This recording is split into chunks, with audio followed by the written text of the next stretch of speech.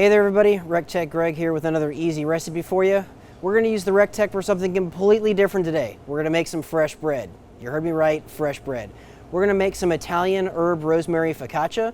It's one of the easiest breads out there to make. Doesn't require a mixer, but we're going to utilize one today. It's literally 5 ingredients, so we'll go ahead and get started. So this specific recipe, we've got 12 ounces of tepid water. So you want to make sure that water's good and warm, just not too hot, okay? So basically as hot as your faucet will get. And we're using active dry yeast, and this needs a little time to get started. And this is a tablespoon of active dry yeast. And to kind of feed the yeast a little bit, we'll give it a tablespoon of sugar. So we'll go ahead and we will mix this for about 2 minutes or so, just to kind of dissolve the yeast. And one reason you want to do this first is you want to make sure that yeast gets a good foam to it. It takes about 5 minutes, 6 minutes or so. If the yeast doesn't foam after 10 minutes, it's dead. It means it probably sat in your cupboard a little too long. But this is a test to make sure our bread will rise properly. So we'll give that head start, and we'll come back in about 5 minutes. All right, so our yeast has had about a 5-minute head start here. It's good and foamy, so I know it's alive. Let's go ahead and keep going here. We've got a teaspoon of kosher salt. And the reason why we don't want to add that in right away is the salt will kind of kill the yeast, whereas the sugar gives it a head start. And we've got here, it's 18 ounces of all-purpose flour. We'll go ahead and add about 3/4 of that. And the reason why we don't want to add all of it is sometimes based on the humidity, certain flours are a little bit drier than others, so we'll add the rest as we need. So we'll go ahead and mix this on a slow speed for about 3 to 5 minutes. The dough should start to pull away from the sides of the bowl. We've got a really good olive oil. So this is the time you want to use that really good extra virgin olive oil. And we'll add about 2 ounces of olive oil. This is going to give our focaccia a really nice chew and a really good flavor. And be careful turning your mixture up. You don't want to turn it up too fast and send all the flour out of the bowl. You can do this by hand in a bowl. It just takes a little bit longer. It'll take about 3 to 5 minutes in the mixer. It would take about 8 to 10 minutes if you did it by hand. Let's go ahead and add a little more flour.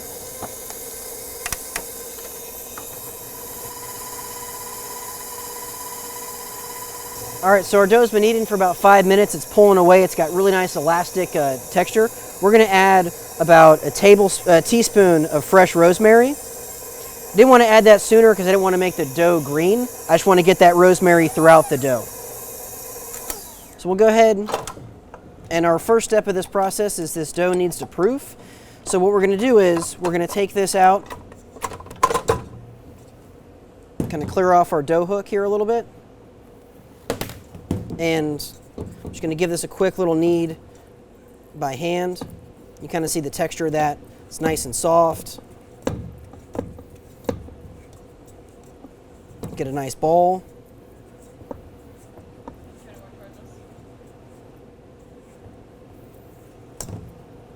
And we'll get this wrapped up.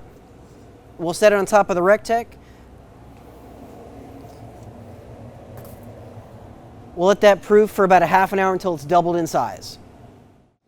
All right, so our dough has had about 30 minutes or so to double in size. What we're going to do is we're going to get it in our pan. So we're going to cook right on a cookie sheet.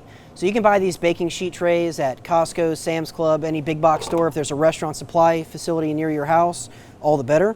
What we're going to do is we're going to add about 4 tablespoons of olive oil. Again, we are not going to skimp on olive oil today. We're going to season the bottom of our pan with a little bit of kosher salt. We're going to take our dough and we're going to stretch it out over top of that sheet pan. It might be a little resistant in the beginning, but we're going to get a nice even layer. So what we're going to do is we're going to wrap that in plastic again. It's going to do our second rise. This will take about 15 minutes. We'll set it on top of our pellet hopper, and that way it's a nice warm spot for this to rise for its second time. Again, about 15 minutes, it'll about double in size. All right, so it's been about 15 minutes. Our focaccia's had the opportunity to rise again. Again, it was resting on top of the pellet hopper, a nice warm spot. What we're going to do is we're going to take, again, a little more olive oil. I know it's a common theme here, but we're going to be kind of generous. And we want the olive oil to fill all of the pockets and dimples of our fingerprints. Again, this is going to give a great texture. and an opportunity for all that oil to get soaked up in the bread. Okay, and one last step, we'll take a little bit of kosher salt over the top.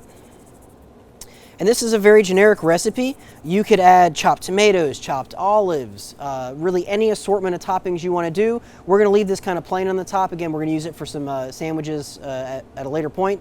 But we'll get this on the RT680 at 400 degrees. It'll take about 35-40 minutes or so. Again, it'll rise up about another inch over the pan and be golden brown. So let's go ahead and get it on the RecTec.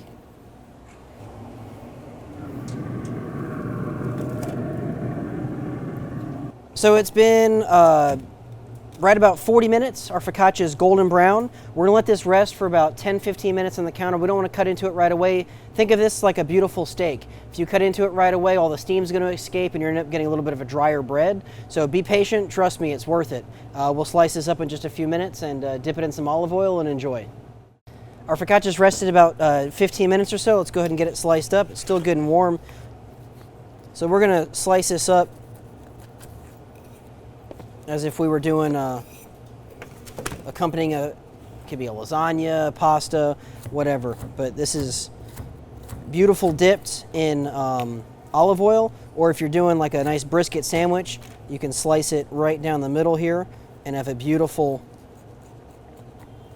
vessel for your sandwich there. But I don't know about you, eat some focaccia.